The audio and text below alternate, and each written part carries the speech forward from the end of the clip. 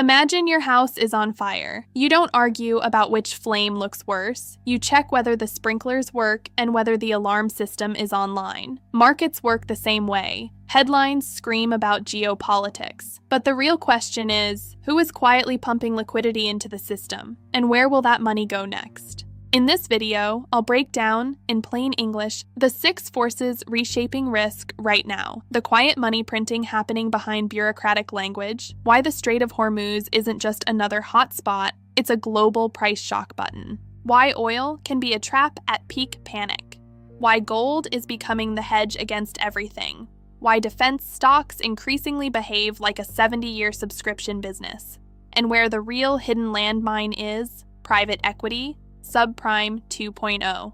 At the end, I'll give you a 3-step playbook for building a protected capital framework, plus exactly what to track so you don't become someone else's exit liquidity. Educational only, not individual financial advice. Most people think inflation is just a headline number. They see 2.4% and assume the danger is behind us. But modern central banking can inject liquidity without calling it printing money. One key phrase you'll hear is reserve management purchases. Plain English translation, liquidity is being added to keep the system functioning, similar in effect to QE, even if it's branded as technical. In the research you provided, that figure is roughly $225 billion over the past year. It creates what we can call a quiet bailout trinity. Rates get held down, the currency weakens, and financial assets inflate. Think of the market like a pool. If someone keeps adding water, the level rises. You can call it maintenance. You can call it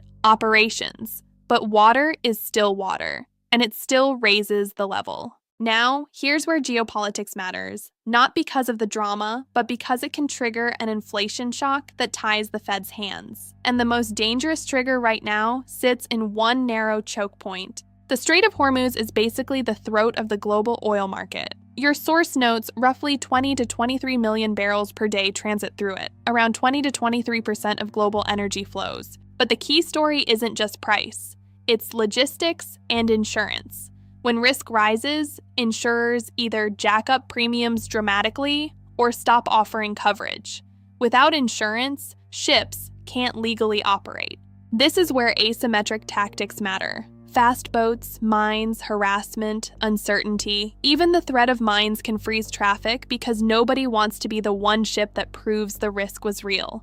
But here's the investor mistake. When people hear Hormuz, they rush into oil like it's an automatic win. And that's how you get trapped, because oil has a specific psychological mechanism, the war premium. When war risk rises, oil prices carry a layer of fear. But markets don't just price war, they price uncertainty. When uncertainty gets replaced by clarity, even bad news, that premium can evaporate fast. Buying oil at peak panic can mean you're not getting ahead. You're becoming exit liquidity for people who positioned earlier. So what holds through the shock? That's where gold comes in. Gold is being treated less like a trade and more like system insurance. Central banks have been accumulating over 1,000 tons per year recently, China, India, Turkey, and others. If reserves can be weaponized, paper promises carry risk. Physical gold is an asset you can't turn off. We are seeing signs of physical tightness, inventory drawdowns, and a meaningful Shanghai premium. Remember, gold is insurance, not a day trade. You buy it before the fire, and it stays resilient when inflation bleeds into the economy. Now let's look at defense stocks. Defense has evolved into a high-tech industry with recurring revenue. The sale is just the beginning. The real money is in maintenance, software, and multi-decade service cycles. Look at the massive backlogs. RTX at $251 billion, Lockheed at $194 billion. This visibility is like a 70-year subscription. And don't forget the subcontractors who ride the same wave. Now, for the part most investors ignore, private equity. Sometimes the biggest systemic risk is packaged beautifully, sold as safe yield while hiding a landmine. Just like 2008, lower quality debt gets bundled and sold with a prettier label. High-interest auto lending is a prime example. When stress hits, defaults rise and the whole stack reprices fast.